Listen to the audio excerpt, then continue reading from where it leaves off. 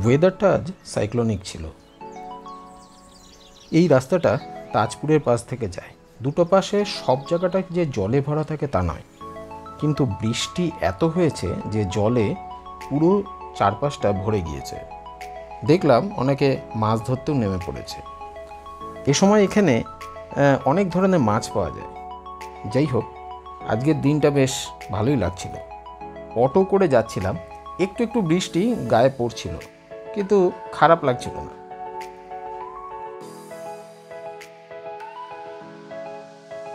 রাস্তায় এসে যখন মেরিন ড্রাইভে পৌঁছালো, তখন দেখতে পেলাম সমুদ্র বেশ ফুলে ফেঁপে উঠেছে। সমুদ্রের ঢেউগুলো বোল্ডারে বাড়ি খাচ্ছিল, দু এক কুচি আমাদের গায়েও জলের ছিটে লাগছিল।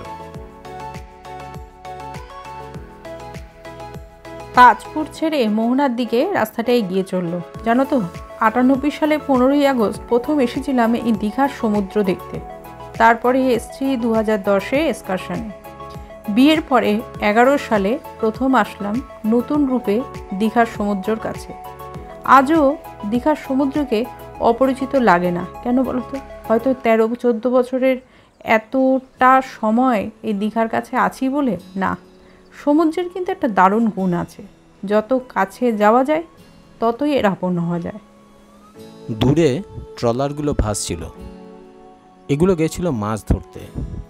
এগুলো একটা ন্যাচারাল দীঘার দৃশ্য, প্রত্যেকেই দেখতে পায়।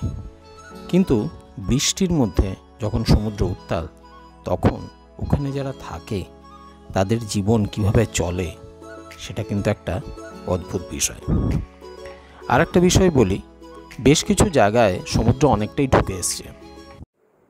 আজকের ব্লগটা একটু ছোটই। আসলে সমুদ্রটা যতই পুরনো হয় ততই বেশি এর একটা গুরুত্ব বেড়ে যায়, আমাদের কাছেও বাড়ে। জানি না তোমরা অনেক দূরে আছো, যে যেখানে আছো, সমুদ্রটা তোমাদের কাছে একটা নতুনত্ব, কারণ কাছে আসলে এর গুরুত্বটা সেই মুহূর্তে বেড়ে যায়।